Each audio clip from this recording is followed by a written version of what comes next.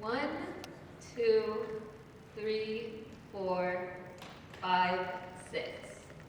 Now, I'm not counting because we're playing a game or someone's going to win a prize. I'm counting because I want to share a disturbing fact with you. Look to your left. Now look to your right. Did you know that 4% of the globe suffers from at least one or more of the 80 autoimmune conditions out there? Some of the most common ones include type 1 diabetes, lupus, multiple sclerosis, and Hashimoto's. Now, from the audience, raise your hand. How many of you know somebody that suffers from an autoimmune condition? Wow, there's many of you.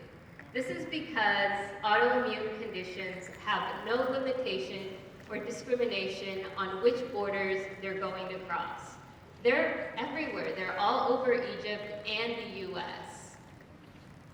I'm from the US, and according to the American Health Disease-Related Organization, 1 out of every 6 people have an autoimmune condition, and I happen to be one of them.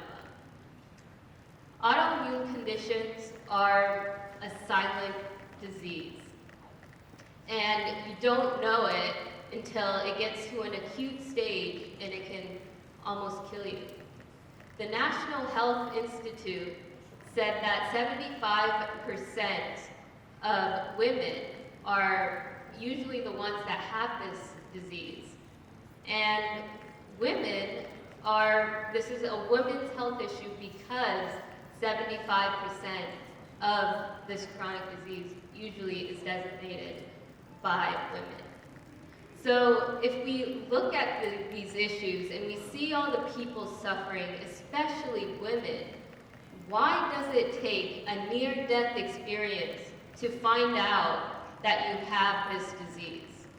I had 2 near-death experiences before I found out I had something called autoimmune hemolytic anemia, where my body was destroying itself faster than my body could even handle. So my immune system was basically attacking itself. And when I found out, I had no idea I was going through this. So I would go to the doctor and I would hear my name being called. Patient 1, 2, 3, 4, 5, 6, Sweta, Patel. I would pay $200. I would fill out a bunch of intake forms, and then I would go see the doctor for 10 minutes, and he'd rush me out the door before I could even ask him my questions. And there was no time for him to even get to the root cause of the situation. I was suffering inside, going through autoimmune conditions like Hashimoto's, epilepsy, autoimmune hemolytic anemia, and these diseases came with mysterious symptoms. I would be working and I would be feeling the brain fog, I would not be able to perform, and then I'd be terminated the next day. I'd go to school and I would not be able to focus, I'd feel tired all the time, and all these different symptoms were connected to the autoimmune condition. And after a while, I took this matter in my own hands.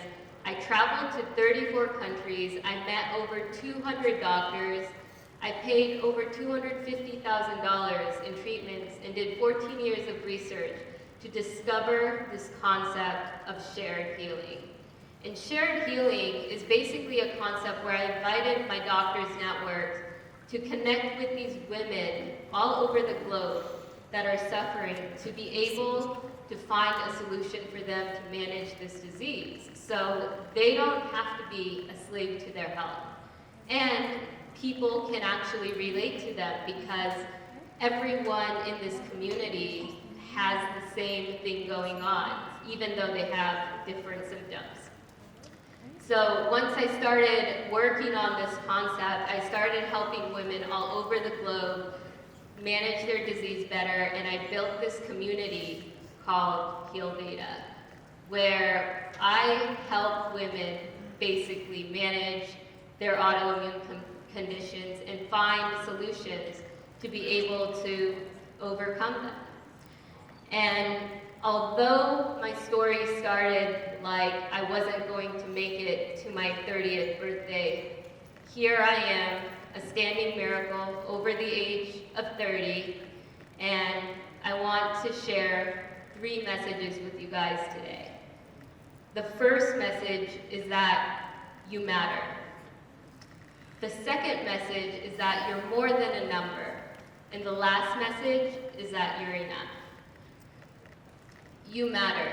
Even though people around me didn't know what was going on, I was abandoned by my own family and my own friends.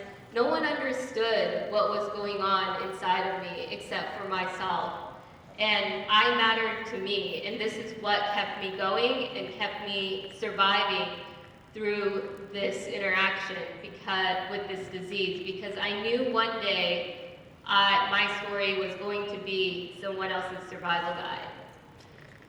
You're more than a number. Whether you're going to the doctor's office, whether you're applying for a job, whether you're building a business, you should be treated more than a number. And for the longest time, living with this condition, my lifestyle was totally different. I ate differently. I did different things than the average person. I lived a different way, and nobody understood that. And the truth was that I had a unique way of living because of what I had been through. So no matter what, I had to find a community that accepted me for who I was. And I know that everyone can attract that community, because I was able to build a community, Heal Veda, of over 3,000 women. You are enough. No matter how misunderstood you are, no matter who ignores you, every day we have the choice of moving through life. And one thing I want you to take away from my message is the resilience, because I could have let this illness define me. I could have been that person that stayed in bed and never did anything, but it didn't define me, because I had goals, and at the end of the day, I knew why I went through all of this was because I needed to help the women that are also suffering with these diseases.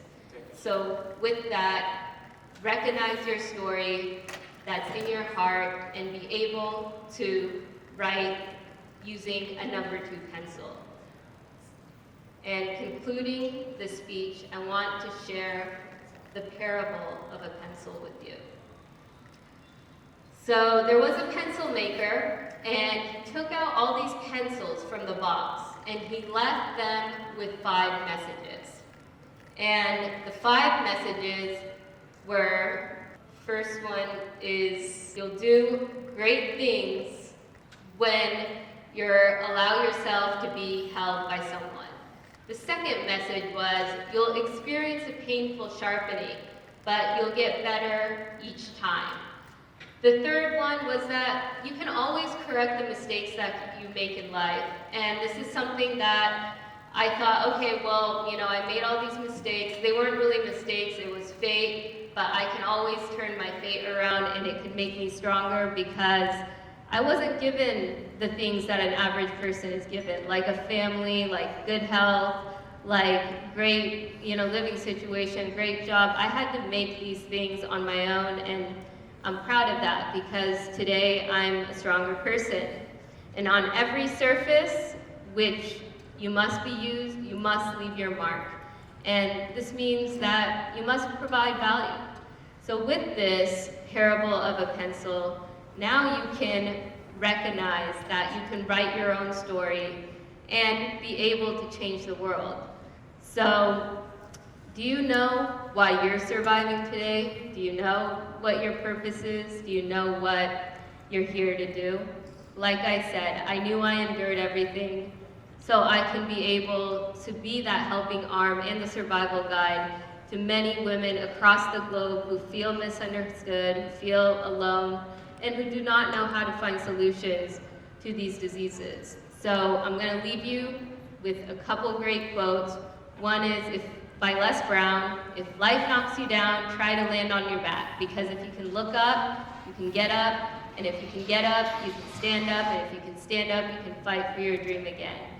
And that's what I mean. The fight is never over. And if there's one thing I learned from this is that no matter how many times I got told no, there were doctors that told me that if I got off the medication, I would not survive, or if there were no solutions to this disease, then I probably would have just believed them and never did anything. But I knew there were other solutions, and that's why I went around the world to find them. So with that, I want to conclude that you are more than a number, just like I am. You are a number 2 pencil, and you can write a story that can change the world. Shukran.